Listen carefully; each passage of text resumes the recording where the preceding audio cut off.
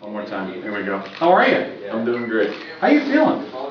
I'm good. I mean, everything's healthy, wealthy-wise? No soreness, none of that kind of stuff? Well, there's always soreness. Yeah. With legs and everything from just working out, but it's nothing bad. You ready? What have they told you about what you can and cannot do down there? In terms, I mean, can you go to every practice? And they said, let's build a calendar of what you should do, or are you just gonna play it by ear? I think it depends on how I feel, but I think for the most part we're just gonna be in communication. But I'm feeling pretty good right now. I have been driving. I drive from Kingwood to downtown every day for work, and the rocket signs are up, and there's you up there. Have you caught the glimpses of the various billboards yet? I saw one of them yesterday while driving. It was kind of awkward.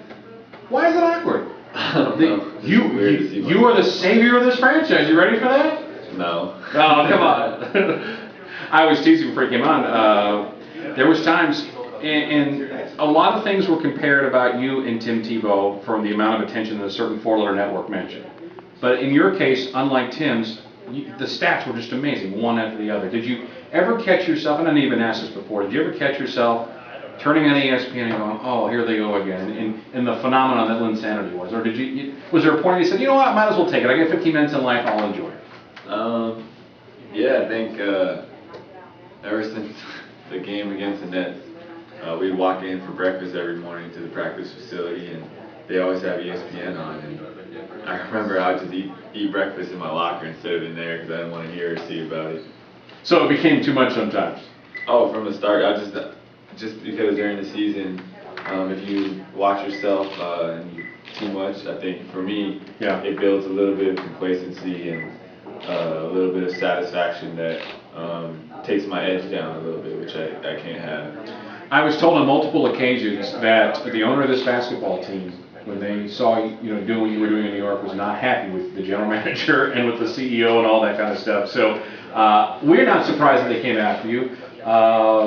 So how does that make you feel that you're back here when you could have been here all along? And in some respects, are you glad you went away for a while to kind of develop and who you became to, obviously to show the world what you could do? Right. I think, I think I needed to go to New York. I think that was a part of God's plan. And I think, if you think about it, the opportunity that was there was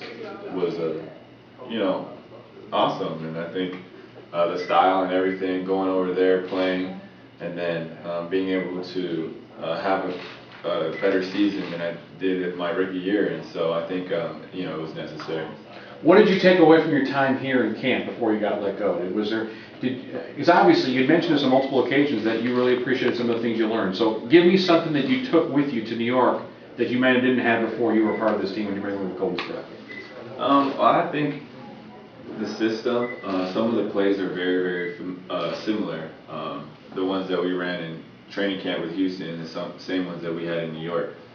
Playing with speed, pushing the ball, playing with a fast pace, just getting those those reps and the experience underneath my belt going into New York was important. And then something else that really stood out was Coach McHale's philosophy, how he approaches the game, the words that he chooses to say, the things that he says, the principles that he teaches. Those are I couldn't agree more. Where do you find yourself on this roster in terms of developing chemistry? You got 3 first-round picks that want to get in. You're going to have a chance to be a full-time starting point guard for the first time in the NBA career. Do you find yourself intrigued by what's going to happen down in the Valley and when you come back up here because of the fact that we don't know what this team is right now? I mean, do you? No, I think that we're so young, we're so new. We have a lot of inexperience and a lot of uncertainty.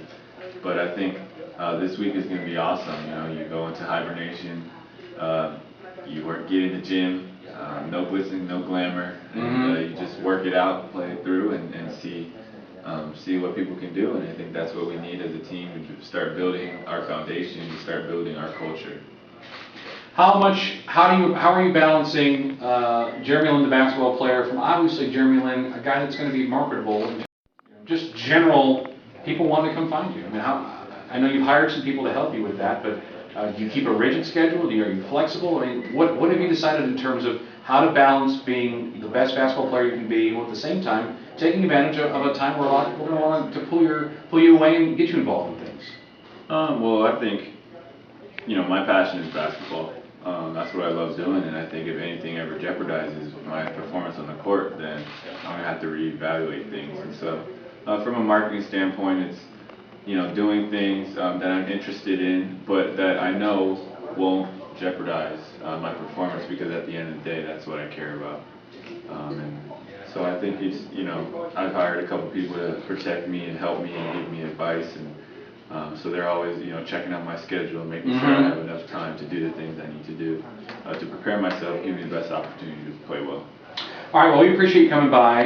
Again, very excited to have you in the market. I think a lot of people are really enthused about what you can bring. Again, the billboards are all over the place, so you know what, don't look at them. Just stay in Chandler's apartment as long as you can. Don't ever drive on the roads. Are you acclimated to the area? You know where you're going? No, I don't, but I know enough to get to a couple restaurants or a couple grocery stores that I really enjoy going. So essentially you're rotating between 5 places. 2 grocery stores, 2 restaurants, and your apartment in this building. Yeah, in this building, so I guess that's 6. 6, yeah. And the arena, 7. Yeah. I went to U of H, and it's not as many as, you know, obviously. All right, hey, thank you for coming by. It's nice meeting you. Good luck to you. Jeremy Linwood is here from